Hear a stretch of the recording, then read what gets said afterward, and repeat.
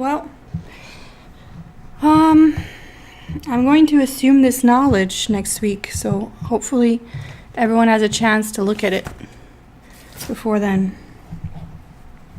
So I'm going to pick up where I left off with statistics review. And does anybody have any questions?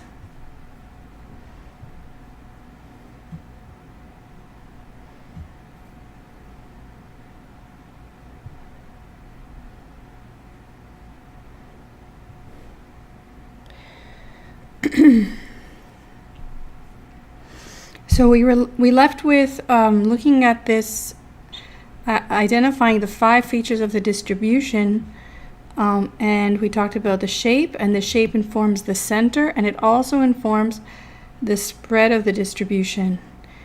And we're going to talk about spread, measures of variation, because the median is not enough. It's just one value. If you calculate the median here, it's just one value. What about how the values are spread out? Because there's a whole distribution of numbers here in a range from 2 to 69, right? So that's why we use the spread, and I'm going to demonstrate how to use it. But I want to work with the symmetric data because that's really what we're going to work in finance with. The other feature is the gaps and outliers.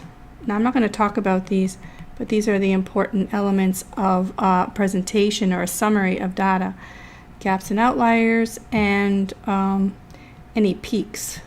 And with that information about extreme values and any gaps that separate the extreme values from the rest, that gives you an idea that these are strange, and there's even a way to check if values are statistical outliers, and we'll talk about that. And then mentioning any peaks is really important because it tells you about behavior of groups of data, and there's characteristics there that differ among the groups that you want to explore.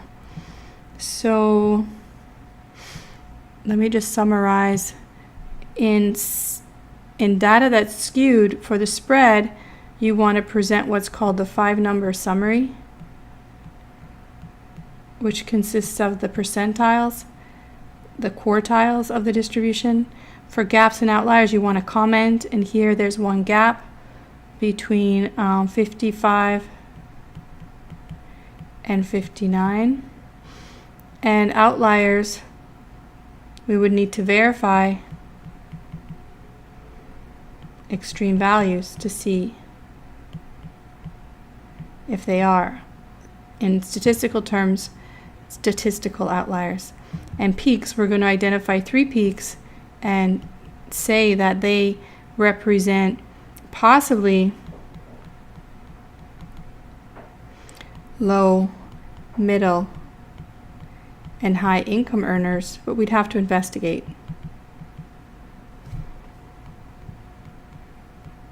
Because just what people spend doesn't necessarily mean how much they make.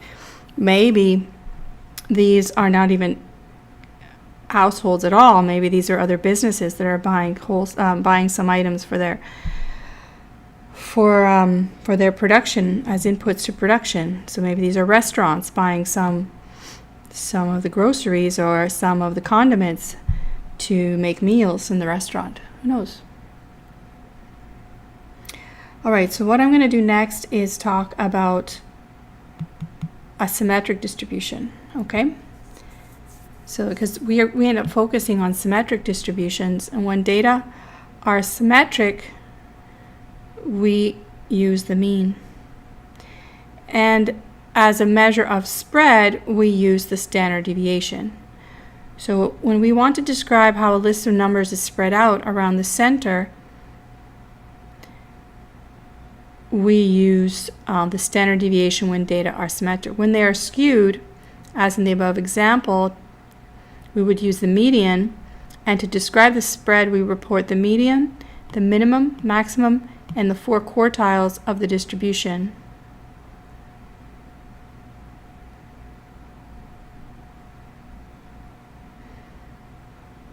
And we talk about the middle data being from third to first quartile is 50% of the data. And that would show you the regularity in the data, and then you can talk about the extreme values as curious, and you can investigate those. Now, in a symmetric distribution, we report the mean as the center and the standard deviation as the spread. The standard deviation is the square root of the variance. What is the variance? The variance is the average of the squared deviations from the mean. So, I'm going to demonstrate what this all means and why we do it with this example.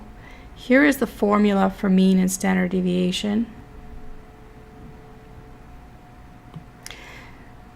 This says, this is the symbol sigma.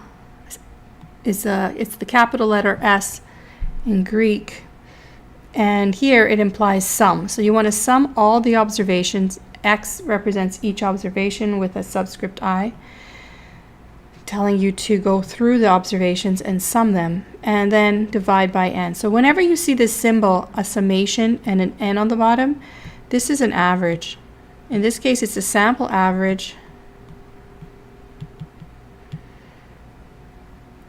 but it's an average nonetheless. Statistics is about averages and relative measures. That's what it's about. So you need to be able to read statistics. And when you see something like this, sigma with an n on the bottom, or some n with maybe, close to n value, you know you're averaging. So this is the sample average or sample mean. And here is the sample standard deviation.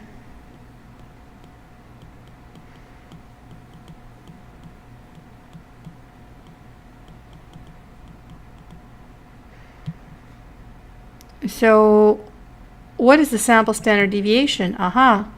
We see here the same thing as here. You see a summation and an n on the bottom. You also see that here. It's n minus 1, but we'll talk about why that is. But still, it's like a summation and dividing by n. We'll talk about why it's one less. And what is it averaging? It's averaging this. It's averaging this amount that's known as the deviation from the mean. So what we're doing is we want an idea of spread, and what we want to know is how spread out are the data relative to the center, the mean, when data are symmetric. So we're going to measure the deviations from that center, and then rather than just average them, we have to do a couple of other things. One is square them, and the other one is divide by n minus 1. So I'm going to explain what's going on here. So here's an example. So this is how much money a student has in their pocket during a week, and we'll use it as our sample. We want to estimate how much potential or how much change an individual might have to spend in the cafeteria for snacks. So Monday, the person has $2, Tuesday $8, Wednesday $10, Thursday $16, and Friday $5. So we have to make a comment first that, there's only 5 observations here, but we have to make sure that whenever we calculate the mean, it has we have to justify that we have a symmetric distribution, right? Otherwise, it's not the right measure. And this all makes sense when I'm done, by the time I'm done. But, okay, so we have 2, we have 5, we have 8, 10, and 16. And the question is this evenly spread out? So between here and here, there's about 8 values, right? There's 8 values, and between here and here is 6. So it's not perfect, but let's see if it's balanced. So between here and here is 3, and here is 2. So, okay, roughly it's spread out roughly symmetrically. So like it's a little bit more here on the outside, but in the inside, it's a little bit more to balance off on this side. So they sort of balance each other out. So we call this, we'll just assume symmetry in the data.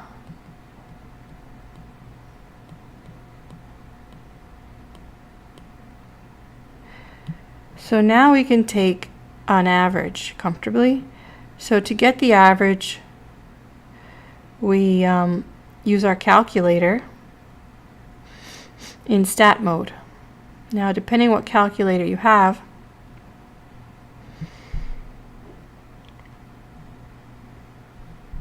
I'm going to use my TI BA2 Plus. And in this calculator, there's a key.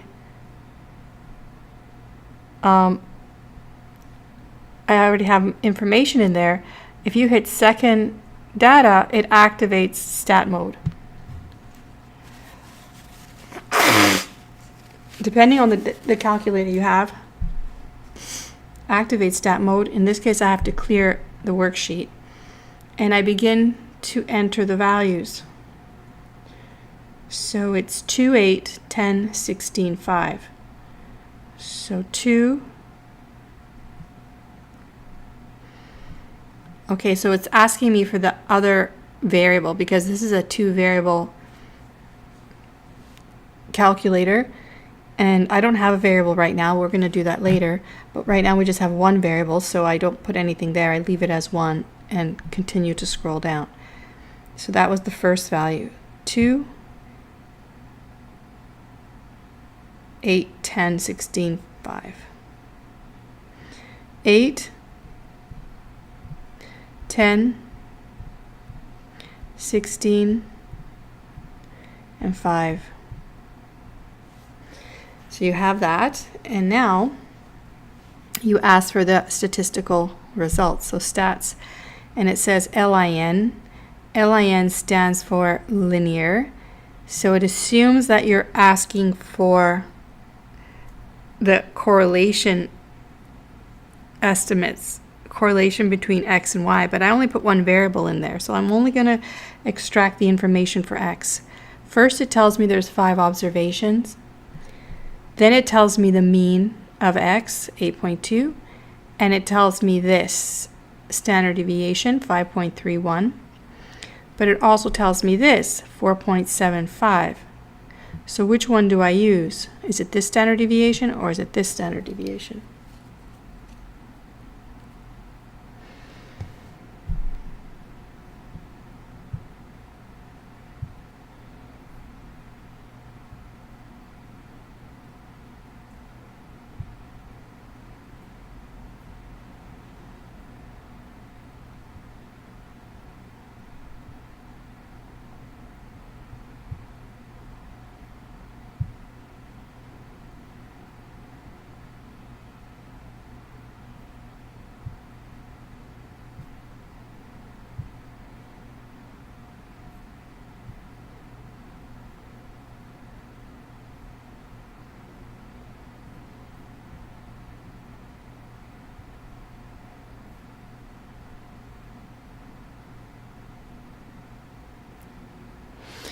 No comments?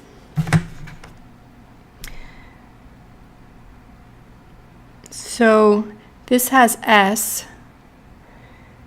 and this has sigma. Whenever you see the Greek letters imply that it is a population parameter.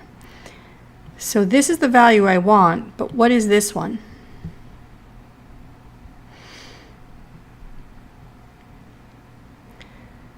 So the value I get from my calculator, the values I get are X bar equal 8.2, which are $8.20, and S, which is equals $5.31.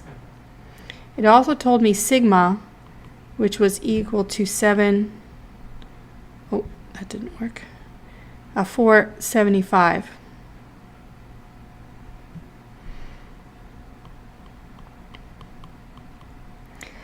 And I told you this is the one we want because this is just a sample.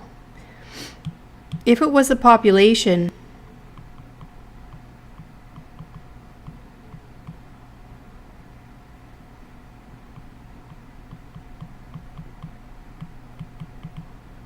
all of the data, we would use that one. But we don't have all the data, we just have a sample. So we use this one. It's important to notice that ours will always be bigger. The formula used for sigma, the population standard deviation, is actually like this. If I had all the data, so for instance, if I had all the GPAs of students at the UPR in finance, then I would use this calculation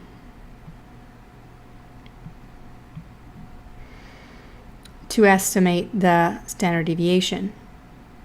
And I would use this calculation to estimate the mean.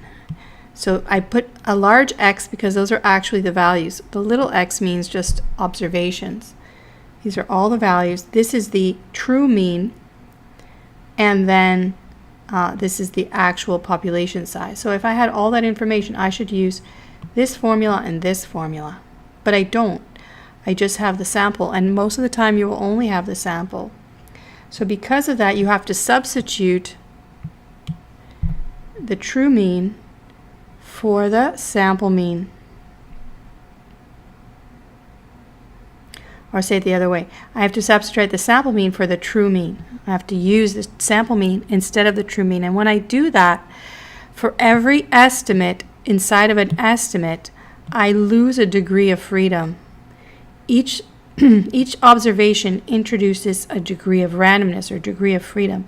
And when I tie them together by calculating something like the sample mean that ties them all together, I lose 1 degree of randomness.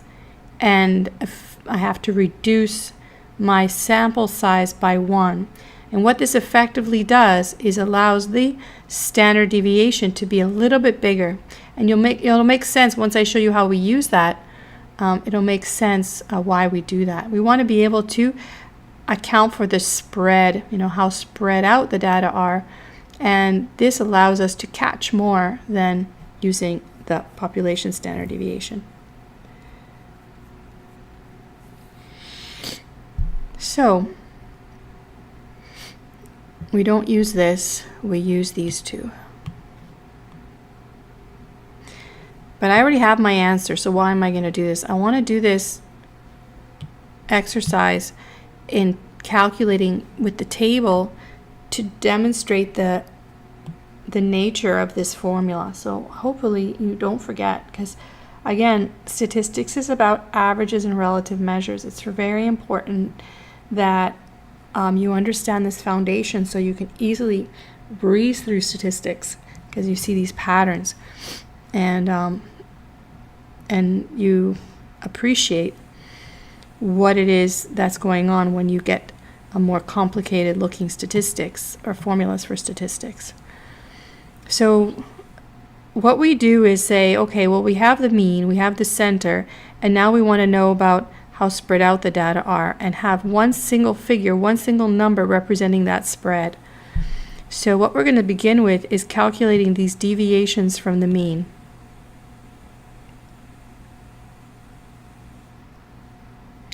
Now, that's not the mean. The mean is actually $8.20, right? The mean is actually $8.20. So I'm going to calculate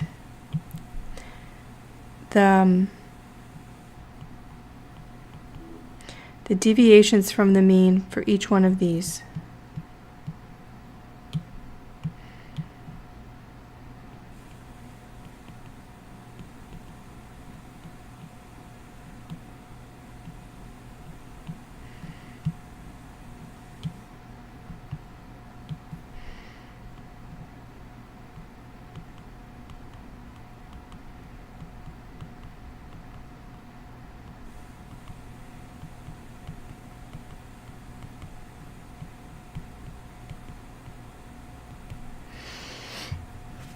And what you get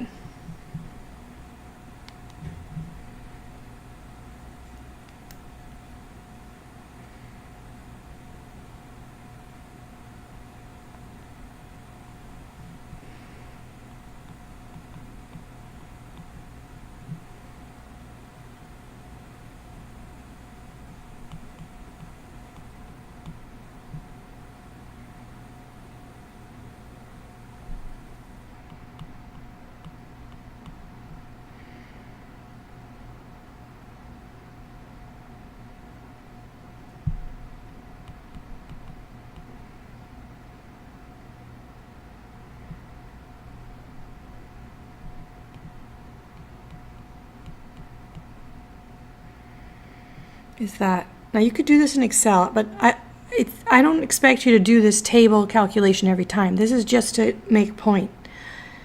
I want to make a point to you. And that is, the point is why we do this. Why we do this way.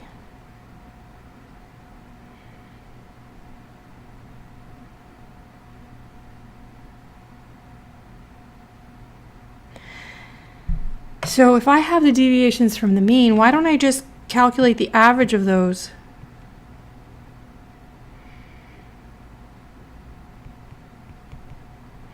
What is the total sum of all of these values?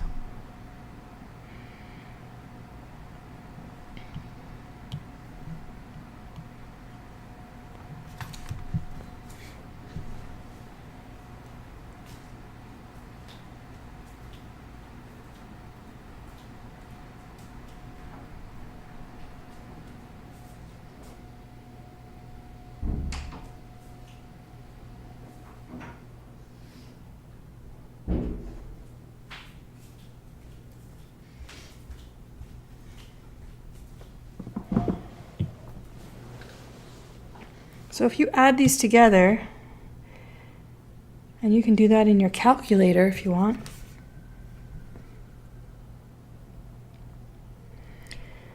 I'm going to second data and then second clear work and entering those values. 620 negative, enter down, down. 0.2 negative, enter down, down. 180, enter down, down. 780, enter down, down. 3.2 negative, enter down, down, and then ask for the results. What do you get?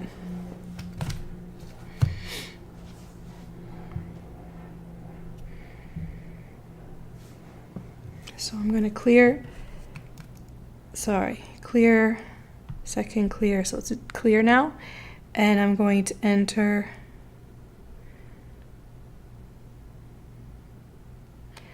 the data. So 6.2 negative, enter down, down. 0.2 negative, enter down, down. 1.8, enter down, down. 7.8, enter down, down. 3.2 negative, enter down, down.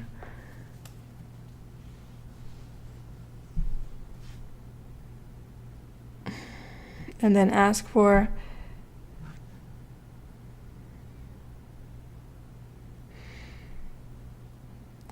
do you have a question on Hal? Just write the question.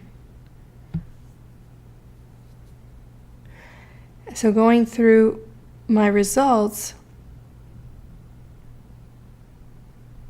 the mean is here. The mean is 0.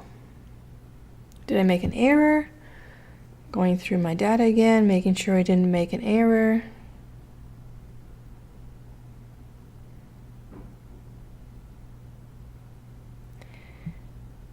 I didn't make an error. The mean is 0. Now, was that a coincidence that the mean, not the mean, but sorry, well, yeah, the mean. I guess that's the mean I wanted. So it turns out that the mean is 0 because the sum is 0. Now, is that a coincidence or is there a reason for that?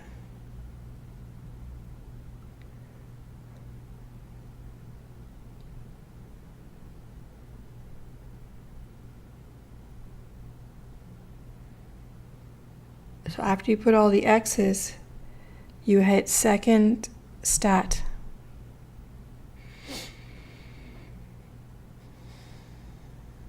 And then you scroll and see the results.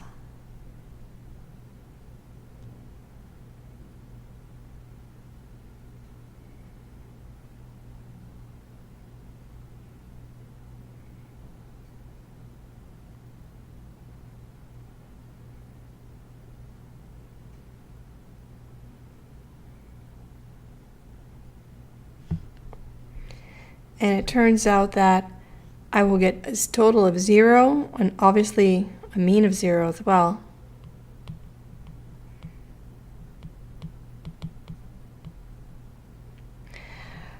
So it turns out that if I just take the deviations from the mean to try and find the average deviation from the mean, I'm always going to get 0. So this is not going to work. Why is this not going to work? This is not going to work because of the nature of the mean. Remember that the mean is the center value, the center of gravity, the point closest to all the other points.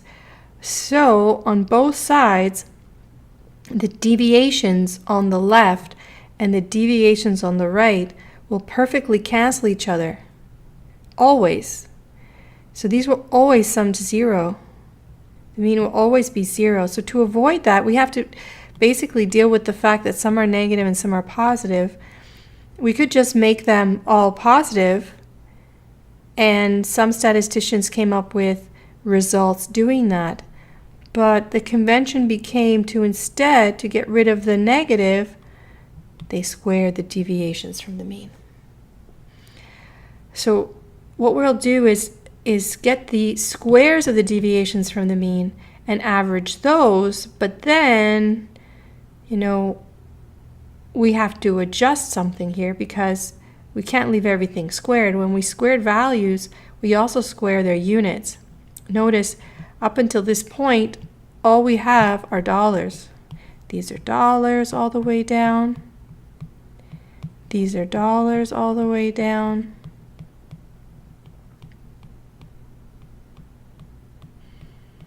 And so deviations from the mean are dollars. What happens when I square them?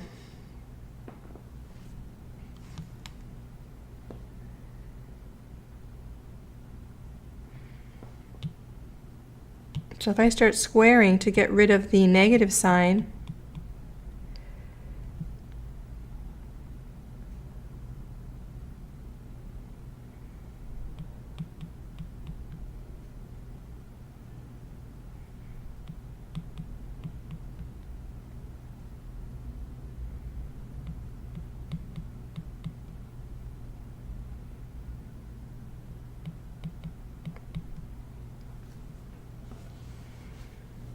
what are the units?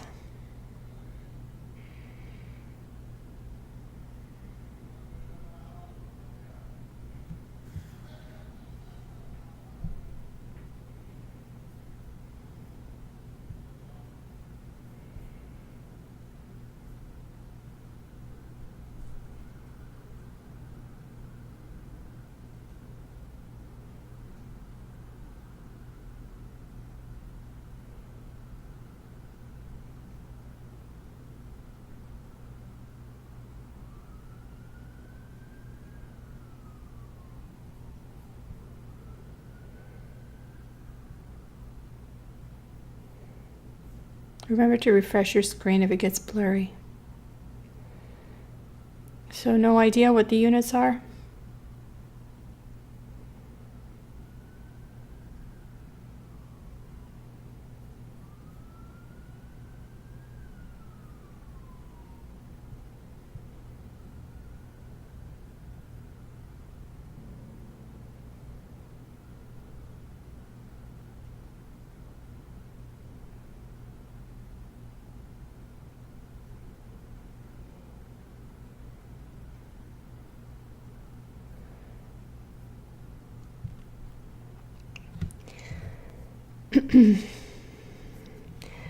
Well, the sign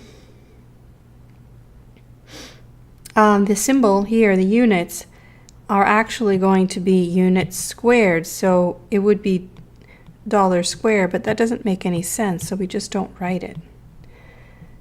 What we do instead is we remember that we need to take the square root when we're done. Okay, we have to take the square root when we're finished to remove that symbol squared, or those units squared. So we proceed with what our goal is, to get an average of the deviations from the mean, because we assume the distribution was symmetric. So these deviations from the mean should be symmetric, and the squared ones, now we're going to average those, because we assume that we can do that. It's still symmetric. And when we average them now, we have to use the fact that we lose 1 degree of freedom as a consequence of substituting x bar for mu that we don't have, because we don't have all the data. So we average, I put quotations around average now because we have made an adjustment in degrees of freedom.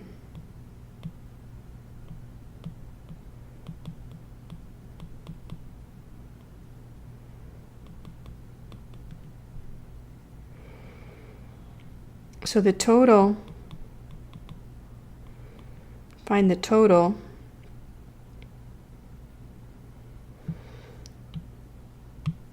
the sum.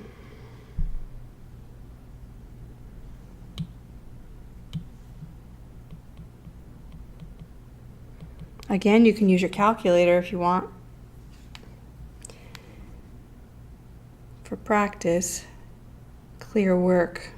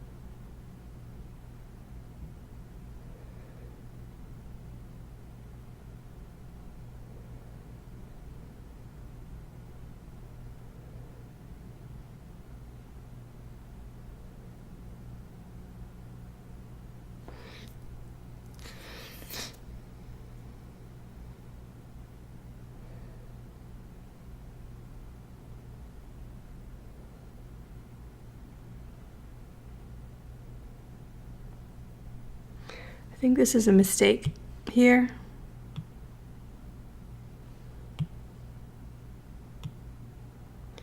(1.8 squared is 3.24.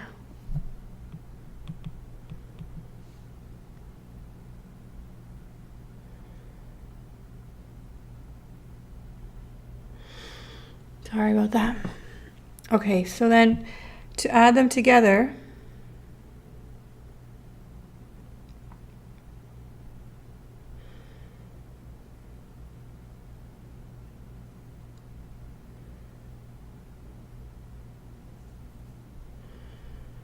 so go back to entering data, clear work, and enter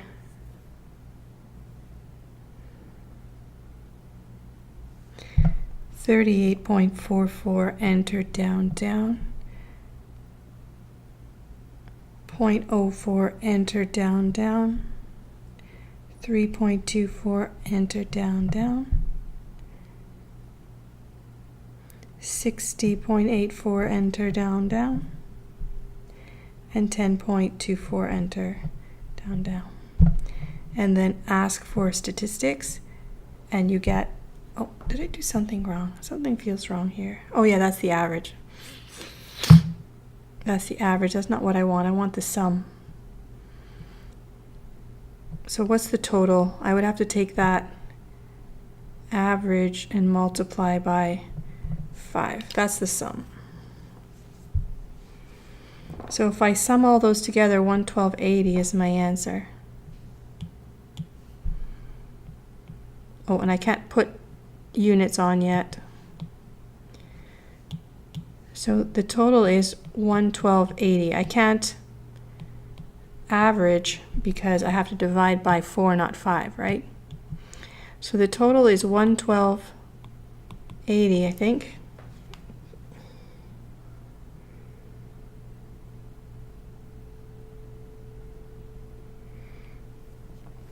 And then S must be the square root of the variance. This is called the variance. The variance is the average of the square deviations from the mean.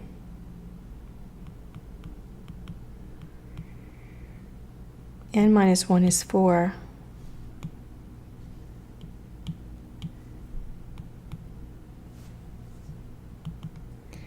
So what do you get?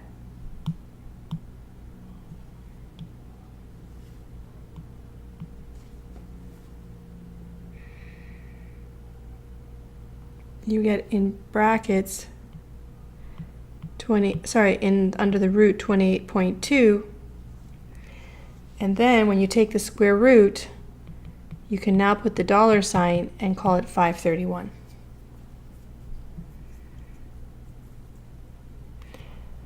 So this is the sample standard deviation. This is the sample variance underneath, and it's a measure of deviation. It's a measure of spread. In particular, it's the average of the deviations from the mean. You take the square root because we squared them to eliminate the signs, because we weren't interested in the signs or which side, it deviates from. We want to know how far away it is in total from the mean, each observation in total from the mean. So this is our sample standard deviation, which is what we got from a calculator.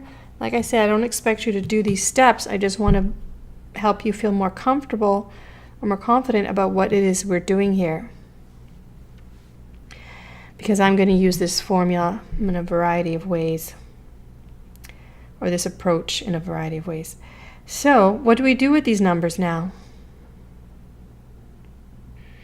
What does 5.31 mean?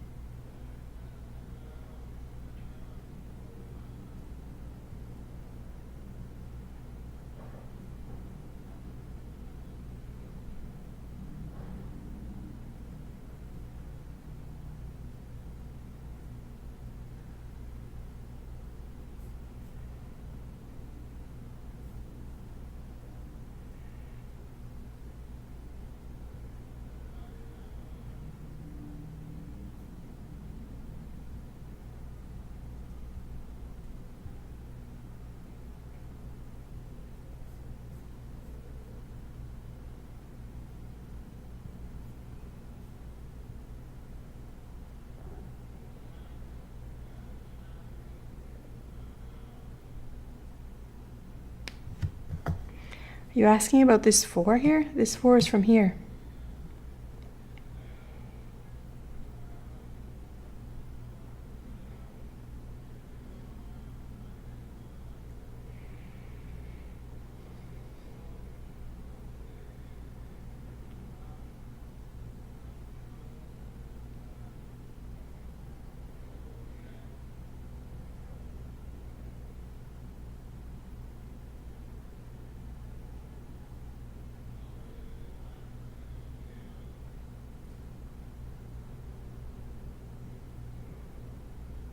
No, it's n minus 1. Because there's 1, 2, 3, 4, there's 5 observations. And because we are using a sample, we divide by n minus 1, not n only the population you divide by n.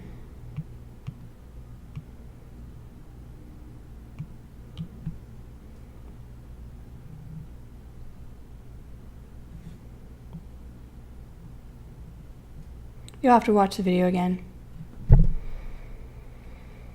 Okay? So now, how do we interpret what does 5.31 mean?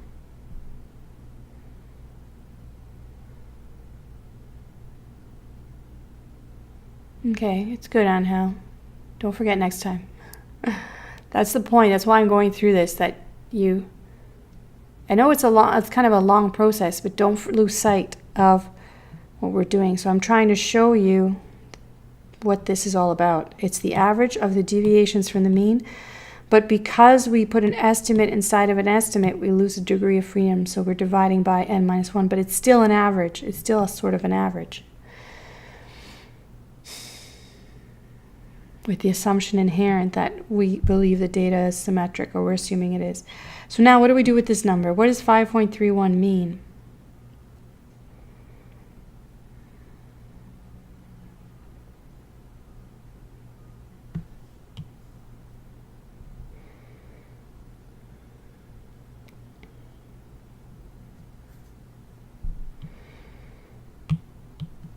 What does 5.31 mean? Well, what we do is we say that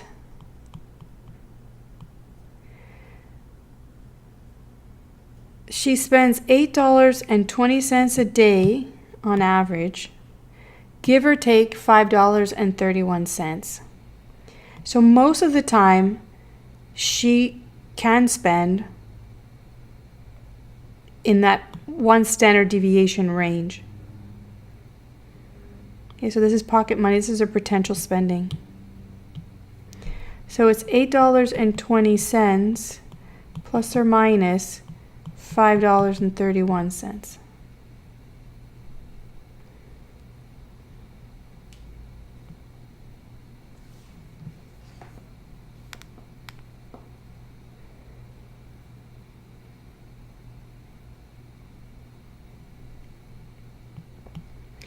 Which creates a range of $2.89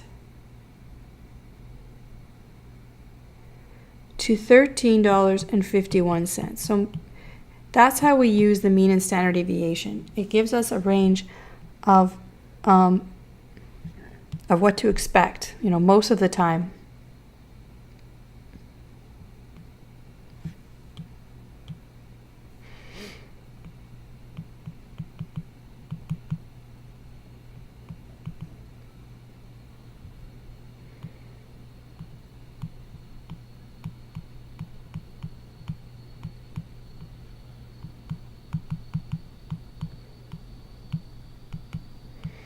So going back to the data, how many of the observations are in that range? Well, 2 is not in that range, 8 is, 10 is, 16 is not, but 5 is. So 3 out of 5 are in that range, which represents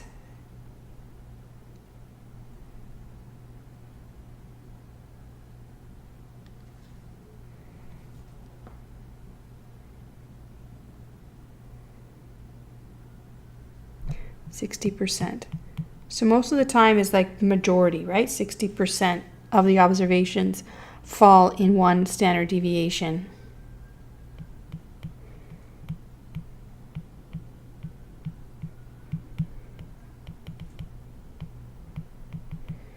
So we can do this because the data is assumed symmetric, so we can say we can add and subtract from both sides. How many observations are within 2 standard deviations?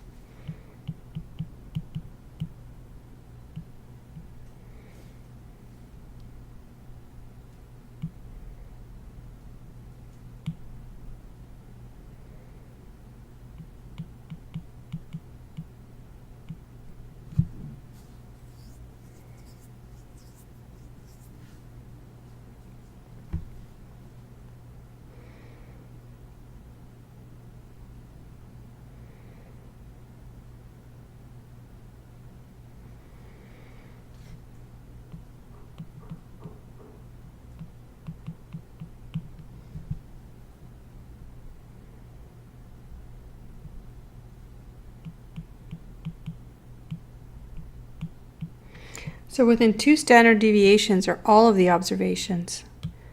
Notice this range.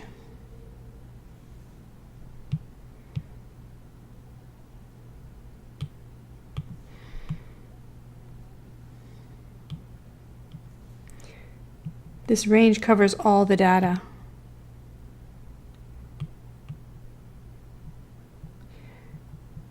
So you see now, by the way we use the standard deviation, we want it to be able to cover, represent a lot of the data, and in this case, all the data is within 2 standard deviations.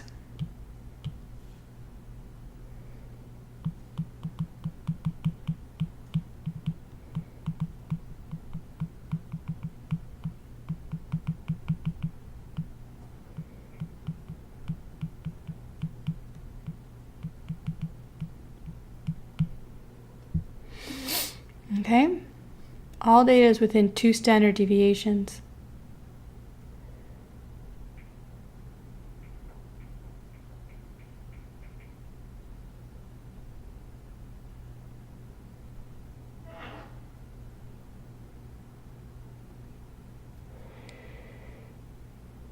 So there's no data outside of 3 standard deviations. Why do I care about that?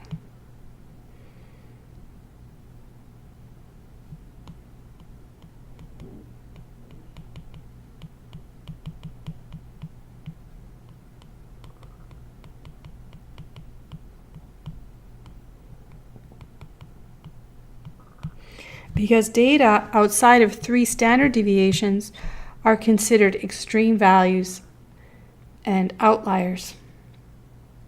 In this case, there are none. There are no extreme values. So, observations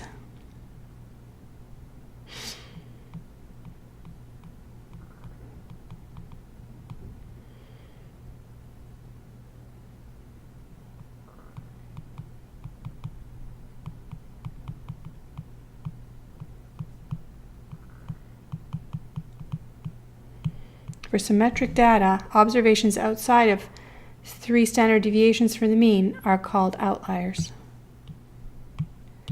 And in this case, there are none. It's a very tight distribution.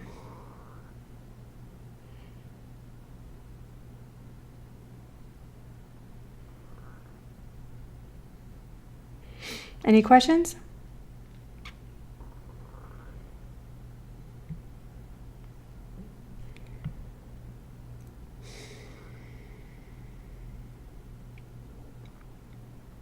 So this is an example of historical data.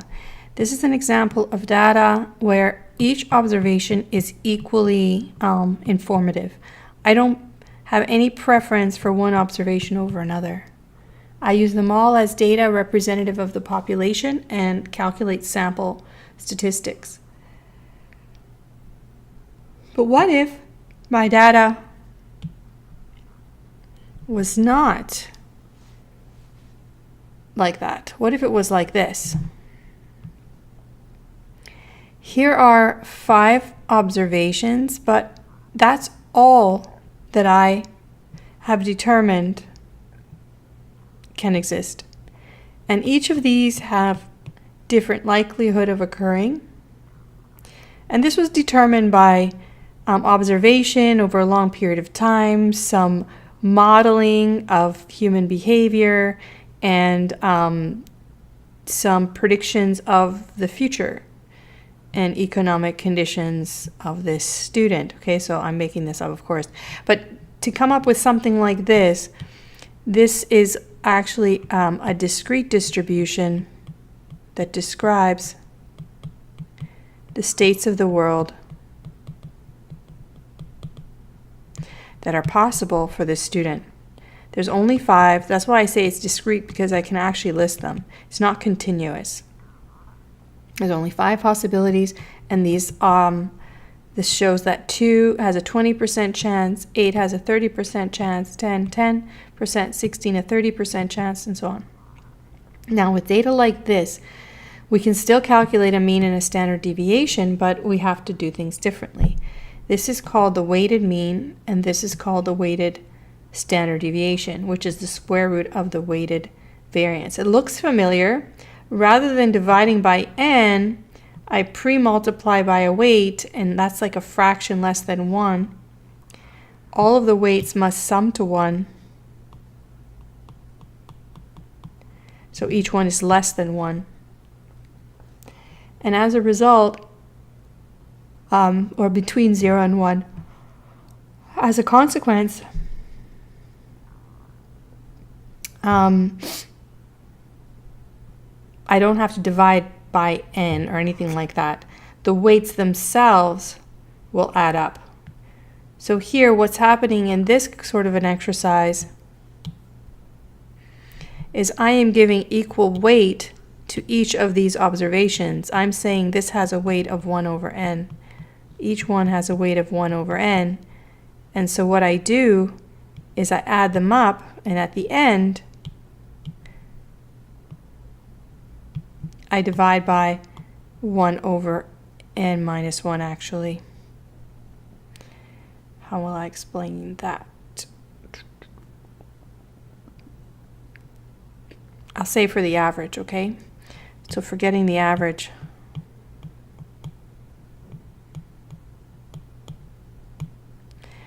so we consider that each of them has a weight of 1 over, in this case, 5. And I pre-multiply each of them and then add them together. In this sense, in this way,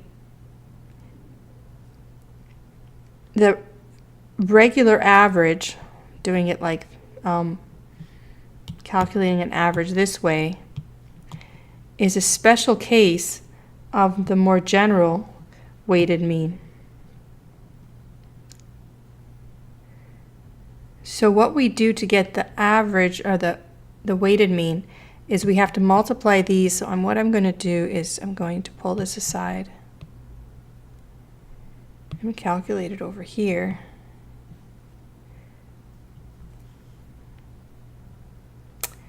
And what I want to do is have xi times pi. So I have to multiply all these across.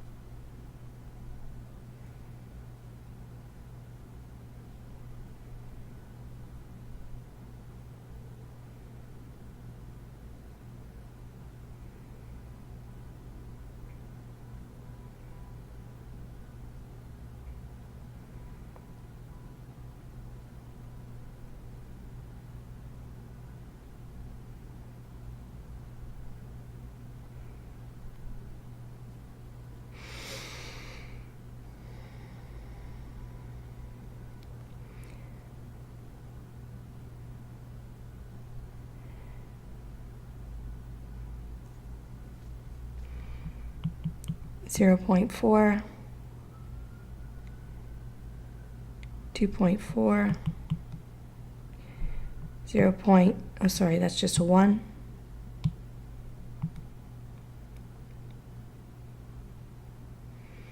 4.8,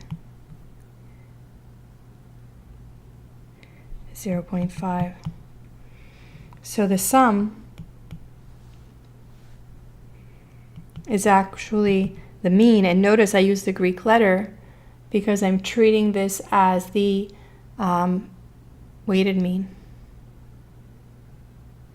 So you don't have to divide anything by anything, okay?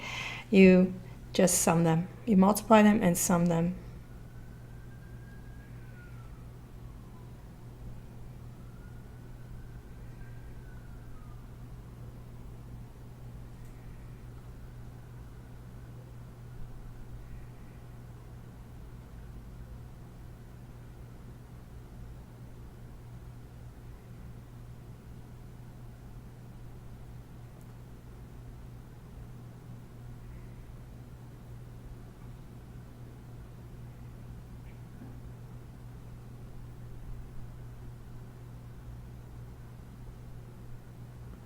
and you get 9.1. So $9.10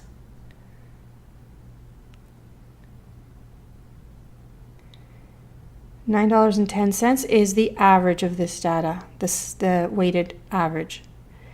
And now to calculate the variance and then the standard deviation, I have to get the deviations from the mean, square them, pre-multiply them, and then again sum them like I did here.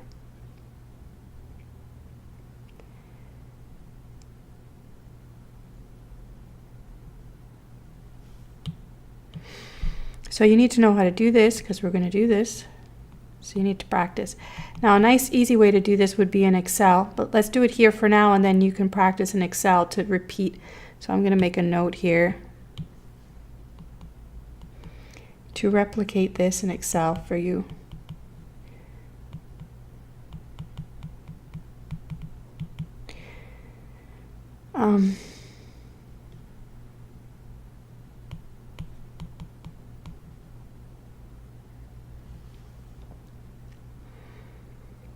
So you have to take 2 minus 9.10 and put it there.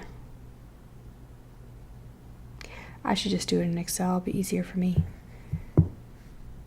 So what I'm going to do is take this data over with me.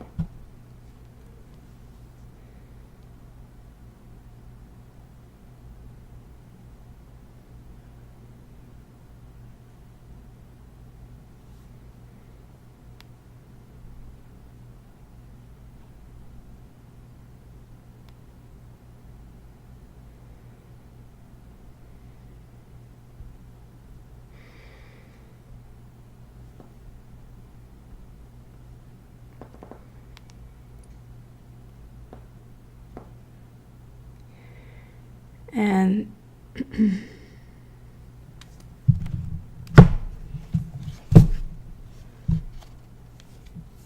I have to flip this.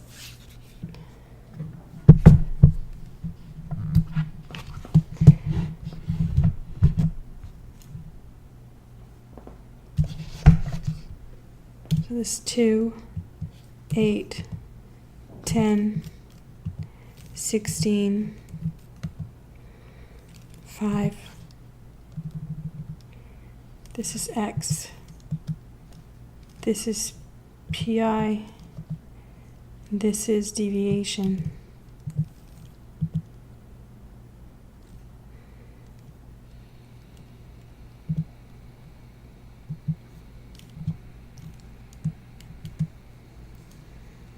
Oh, I should write mean.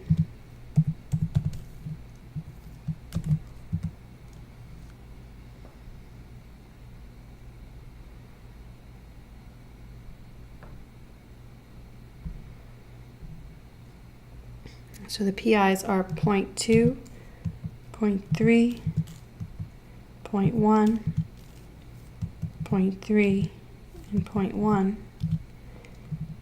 And so I'm going to take the deviations from the mean, which is the value, minus 9.1 that we calculated as the mean. Oh, I shouldn't put 2. I want to put this column, this, like that, and then copy that all the way down.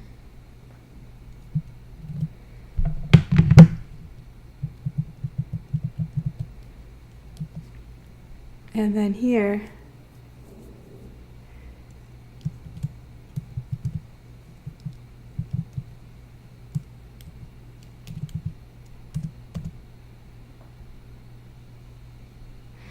so I'm going to square each of these all the way down.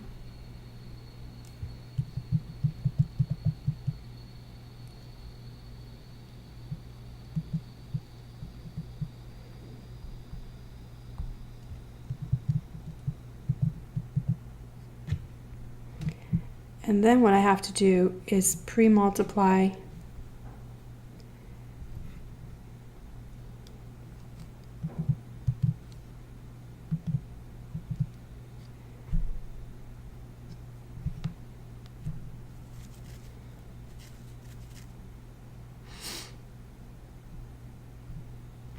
So then I'm going to pre-multiply by the weight times the squared deviation from the mean.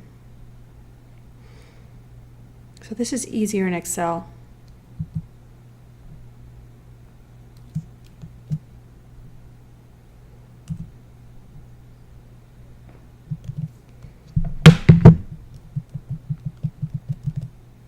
Again, sorry, it's jumping around. So those should be with PI. And then I sum them.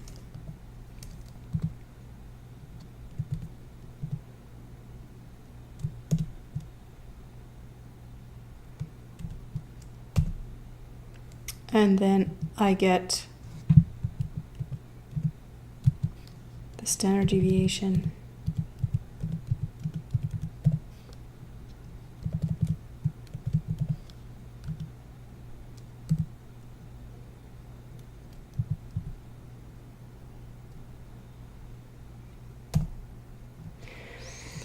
And that's it. So this is the long way. I'm just thinking if Excel has a weighted mean and weighted standard deviation calculation you can use, but this is the way you do it. This is the way you do it anyway.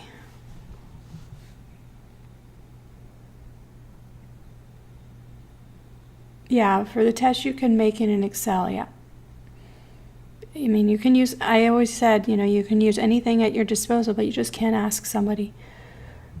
So the answer is 514. 515, I guess. We'll round it. So practice that. It turns out that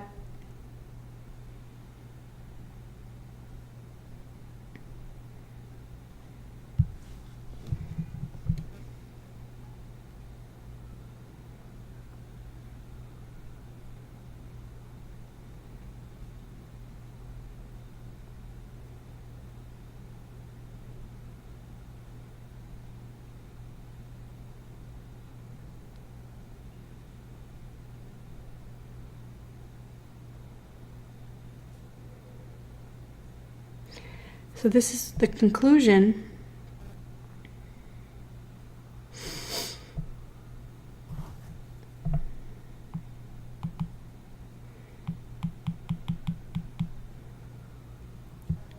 Again, like the previous, she spends $9.10, give or take, so that's how we express it in words, $5.15. So in one standard deviation, that's between about $4 and $14. Most of the time she spends between 4 and 14, so I just rounded it here. So that's how you use the mean and standard deviation. The larger the standard deviation, the more spread out the data, and most of the data should be within, not most, but like, you know, the majority of the data should be within one standard deviation. Let's see how much fits in that range. So this will fit, and this will fit. So again, it's going to be 60% of the observations will fit.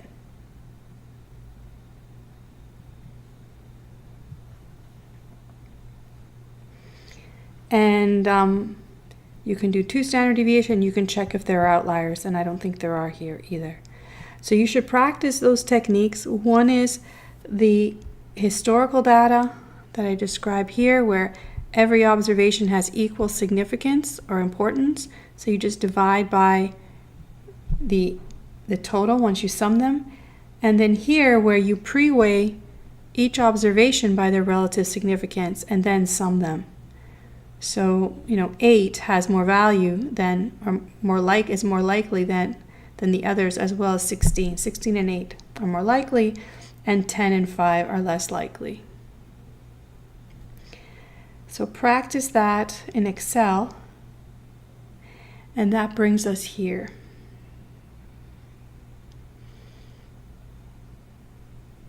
So any questions so far?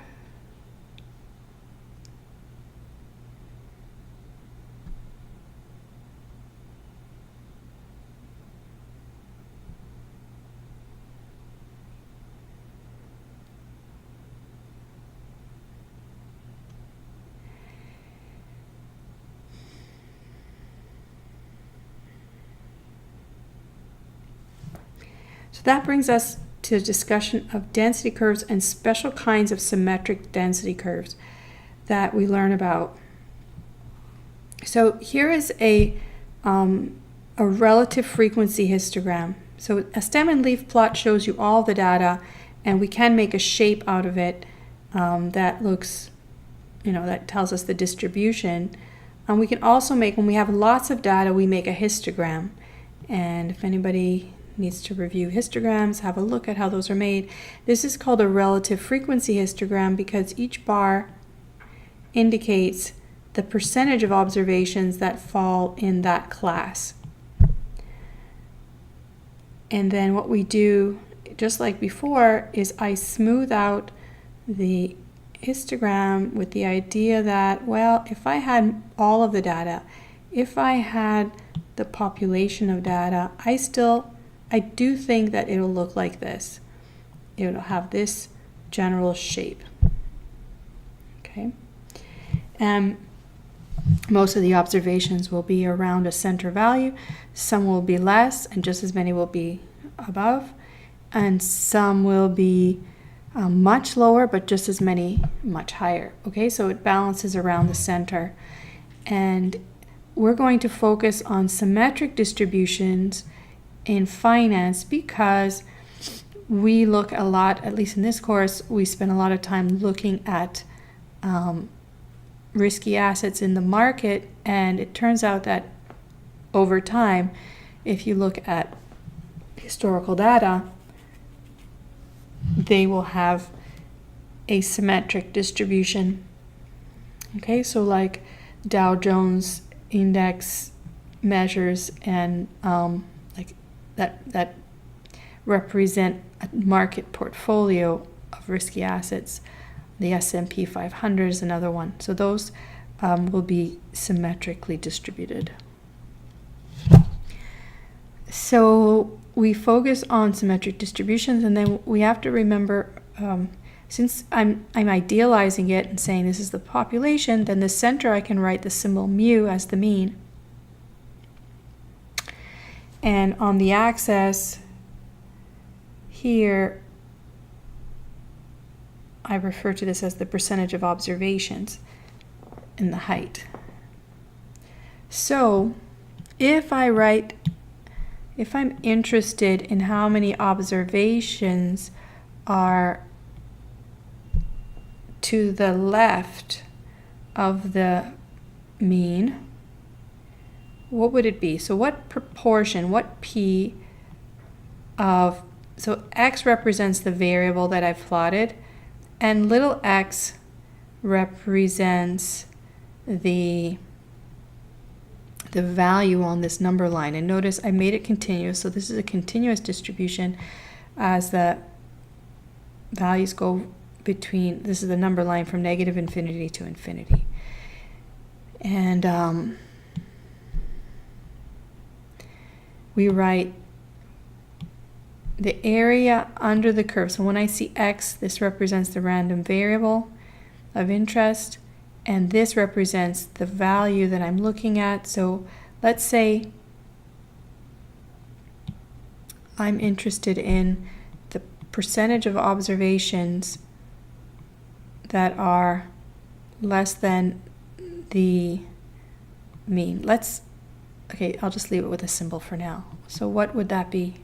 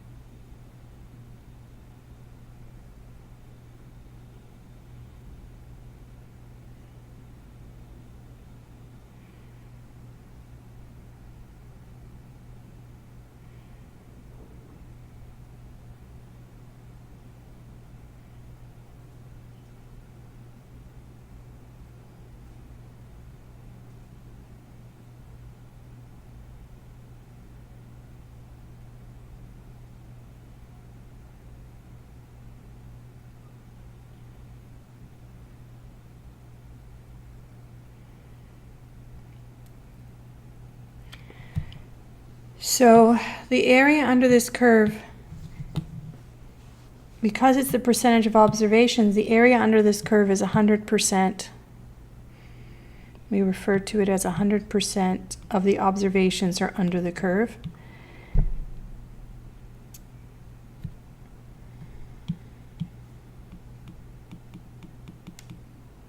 And I'm telling you this is a symmetric distribution. And I'm cutting it in half, saying this is the mean. The mean is also the 50th percentile. It means that 50% of the observations are to the left and 50% are to the right. So that means that the percentage of observations that are less than the mean are 50%.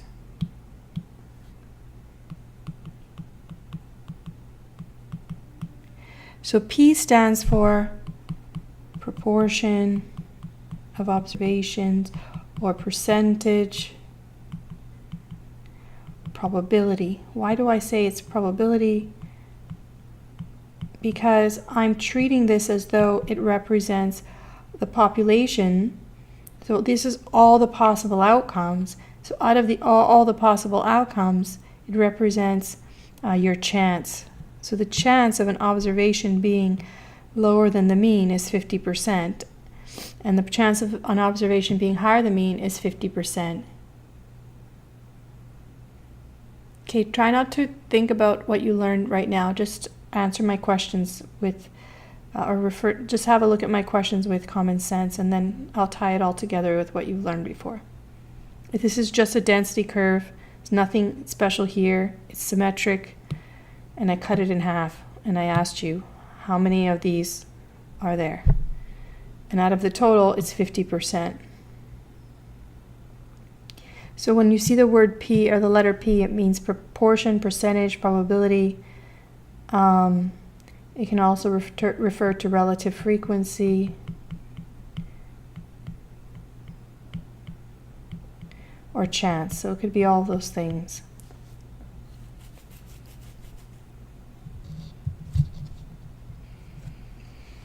So if you know that here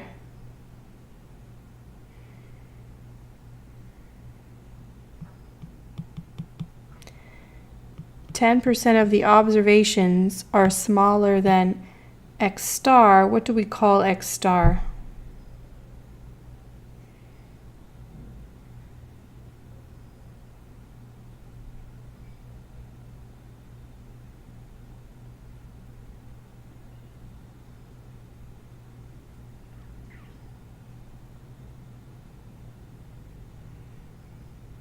What name do we have for X star? So we can express that as P, that the curve less than X star. I don't have to put a number, but I will in a moment because people don't like X star, I'm sure. So the chance that an observation is smaller than X star is 10%. What do we call X star?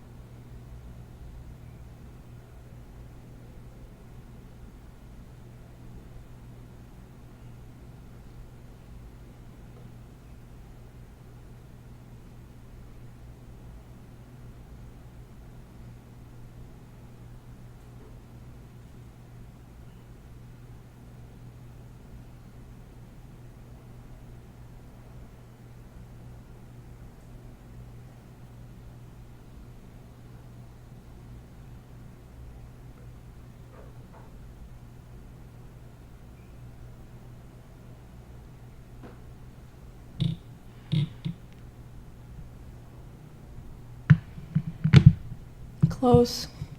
This is called the 10th percentile.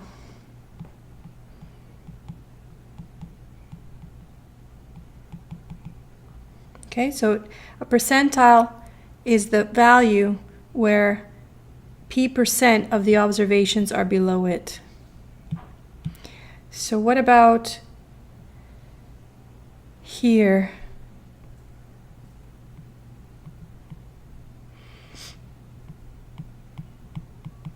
What do I call x star star?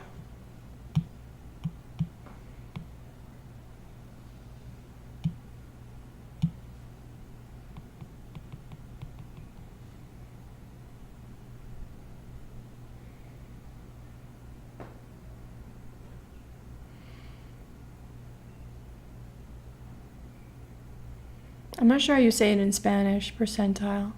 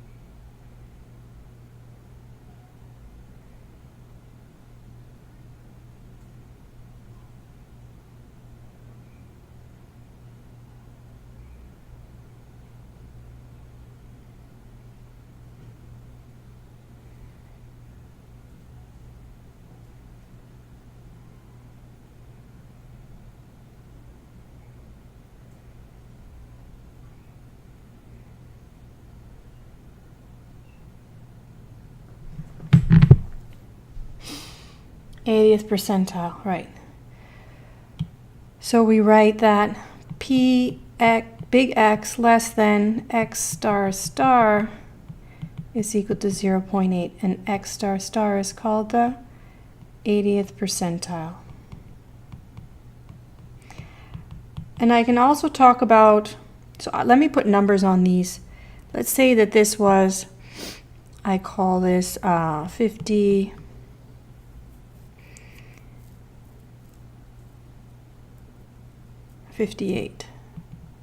I call this, I'll put them in a different color. So let's say this one was,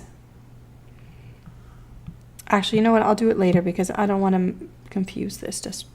Let's just leave it like that for now. Okay, so then what if I want to go, what if I ask you, what is the probability of an observation between X star and X star star? How do you figure that out?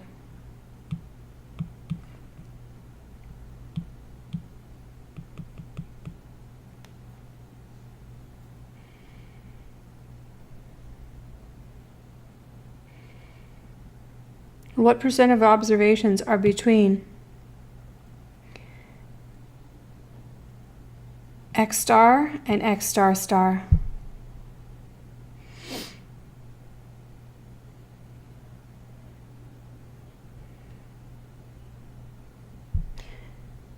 Don't add. Just look at it. Just look at it and reason through it. Don't try and remember something that you didn't remember well. Just look at it and reason.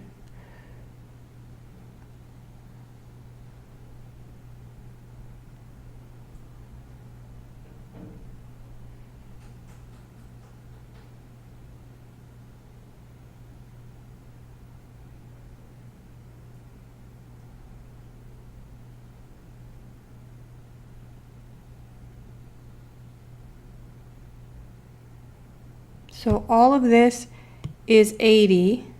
This is 10. So what is this in between?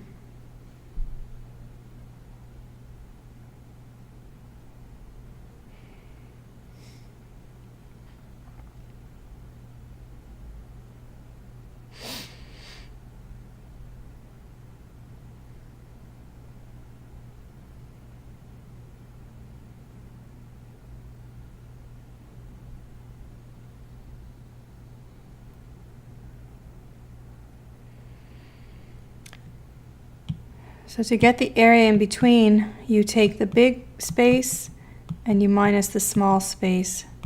So you take 80 minus 10, so it's 70. There's 70% in here. No, 70. So this is 80, the whole thing. You take off this little piece and that leaves 70 here. So it's 70%. But thanks for being here and trying.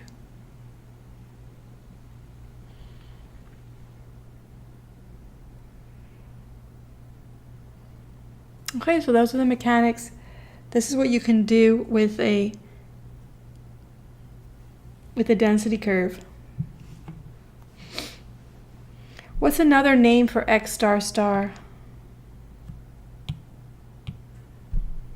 It's the 80th percentile, but every position along here, because it's a continuous distribution, or just because it's a line, number line, I can think about what it's greater than, but I can also think about what it's less than. What's another name for X star star? What's another name for X star? And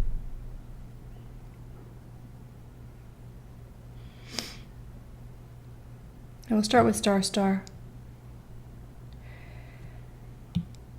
So if this was your grade, if this was a grade, this student was in the 80th percentile, another way to see this is the student is in the top 20th percentile. So you can speak about the other side as well because it adds up to 100.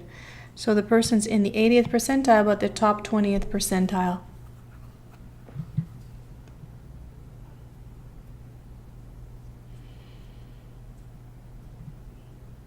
And for X star star, X star over here, this would be, it's 10%, it's in the 10 percentile. You could also, but nobody really says this, but it's also in the top 90th percentile. It's not really a top because it's a really bad to be in the 10th percentile for grades. But this could be another variable. What if this is in losses? This represents losses in the stock market. Being in the bottom 10th percentile is pretty good. You don't want to have a lot of losses. So you can see this as the 10th percentile. You can also see that there's 90% other people above.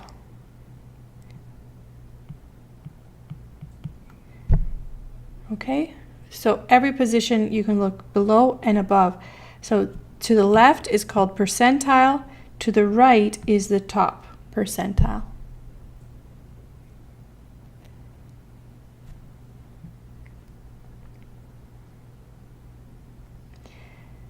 So that's just a basic symmetric density curve. The area under the density curve is 100%. And we only look at area between values, or either to the left, we can look between values, or we can look to the right. So if I write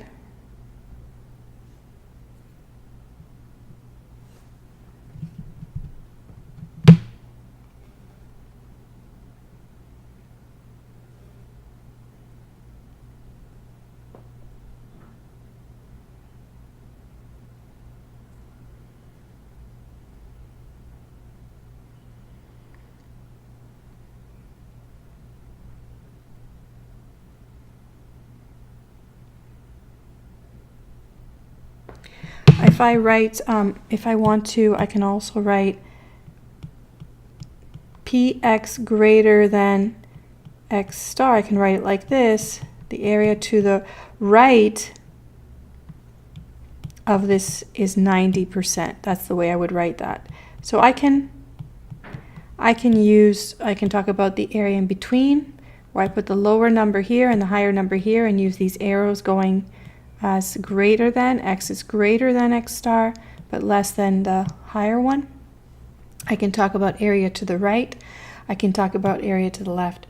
But area at a point, density at a point, density at a value is always seen as 0. So the probability that x equals a particular value, like 60, is 0. Okay, there's no density at a point. And that's because there's infinitely many numbers in between any points on a continuous number line. So the chance of it being just exactly 1 is infinitely, or it's unlikely. So we just say it's 0. So we already discussed here interpreting percentages and percentiles as the value such that p% of the area under the density curve lies to the left of it. And because density curves are idealized, we imagine that we have all information possible in the variable when we are smoothing out the underlying relative frequency histogram. When the density curves are symmetric, we have a special name for the center or mean of the distribution. We call it mu, we've already discussed this, and we call the standard deviation sigma. We use the Greek letters, in other words. And that brings us to the special kind of symmetric density curve known as the normal distribution. And we're going to talk about that. The normal distribution has a special spread, and it has all the properties of density curves, symmetric density curves that we discussed. It's symmetric, so the mean, the median, and the mode are the same, but it's particularly spread out.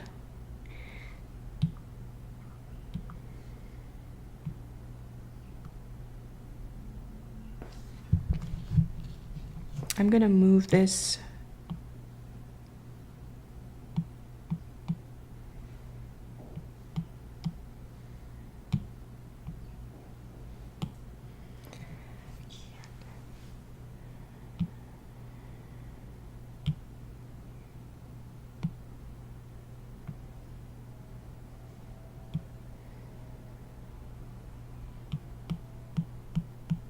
No, it didn't work.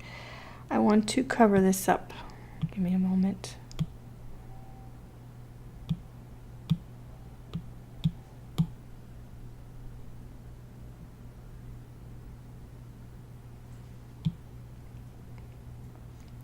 So what we have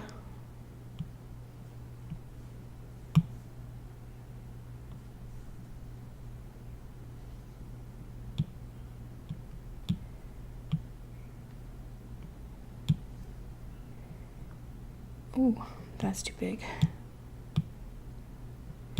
So what we do is we plot in the center our mean.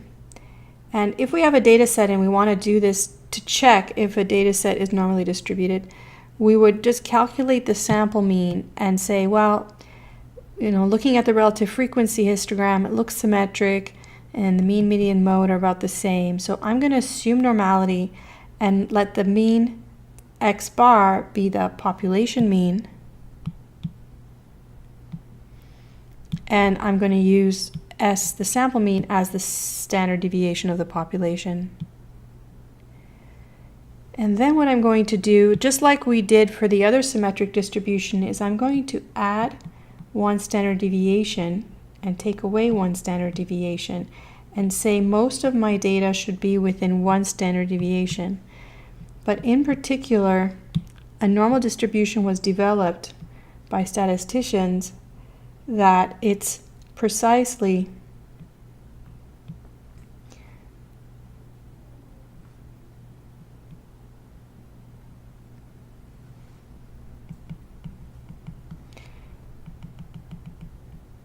yeah, that's better. It's precisely at an inflection point that the first, hold on.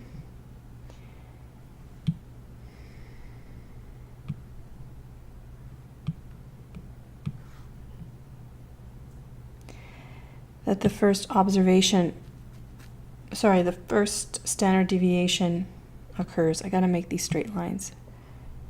It's not the easiest.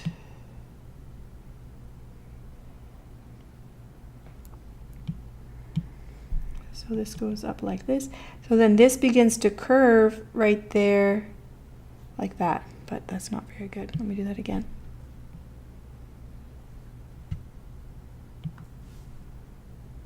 This is why I like to use the thicker pen.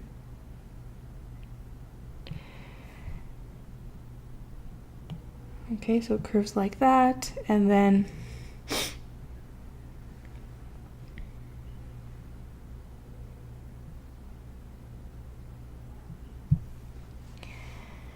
so for a normal distribution, it's actually 68% of the observations within one standard deviation of the mean. And if you go 2 over, so when we did this for the spending data, we found about 60%, right? So that wasn't exactly normal. Also, within 2 standard deviations, so if I go here, that's too far. So equal intervals, I'm going to go over another standard deviation. So at 2 standard deviations both ways,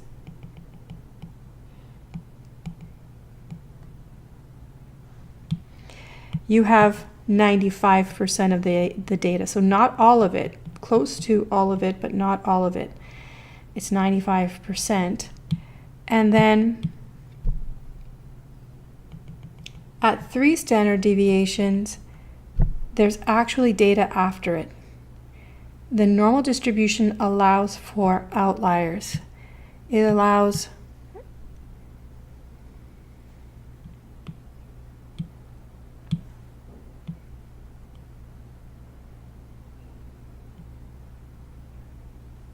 .7% of the observations are between 3 standard deviations,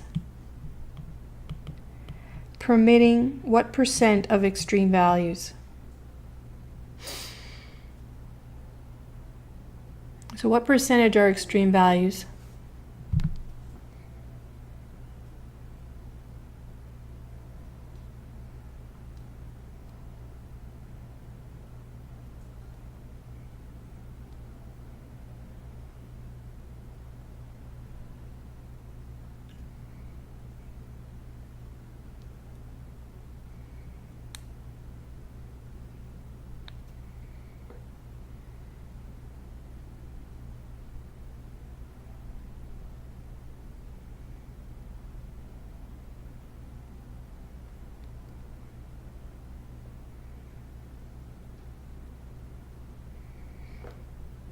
Right, not 30%. Try again. Close, so.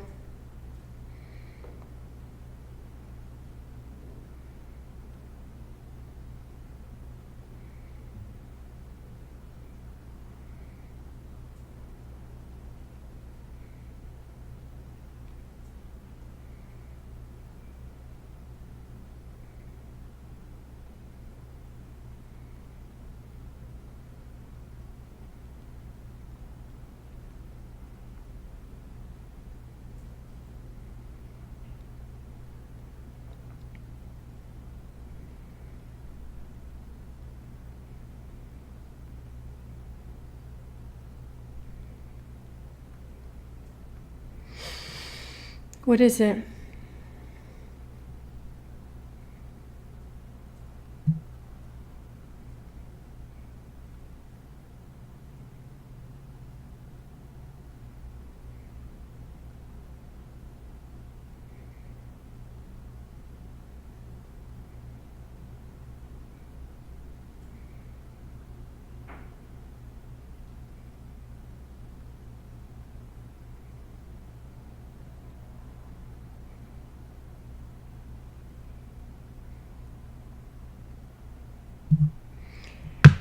So it's 99%.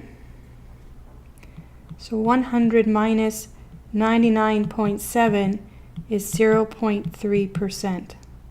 So that means that allows for 0.15% on this side. I have to write that again. And 0.15% on this side. So if there are 1,000 observations,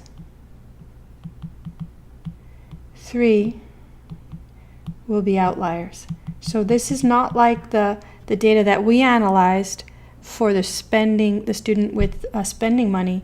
There were no outliers, there were no observations outside of 2 standard deviations. So that wasn't a normal distribution. So these are the properties of a normal distribution in general. There's some more specific properties, but this is all we need for this class, that you know this and know how to apply it.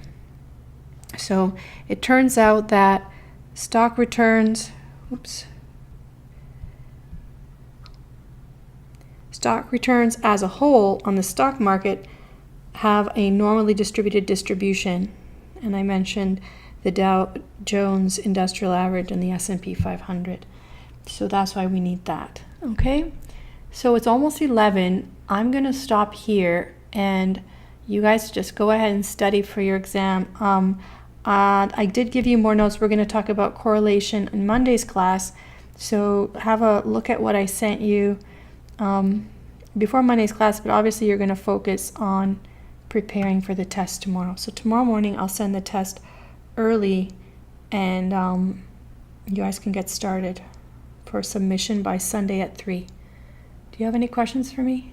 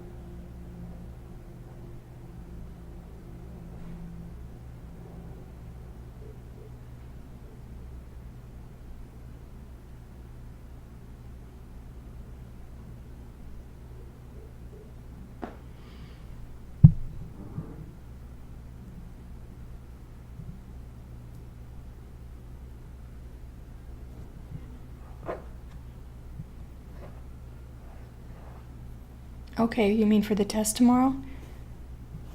Yeah, you can send me your work. That's no problem, Diana. Send me an email.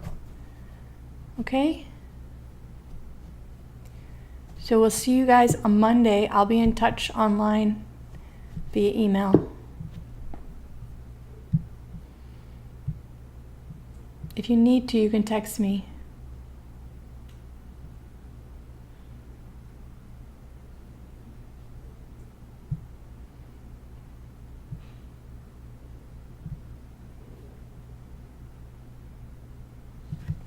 So take care. Cuídense.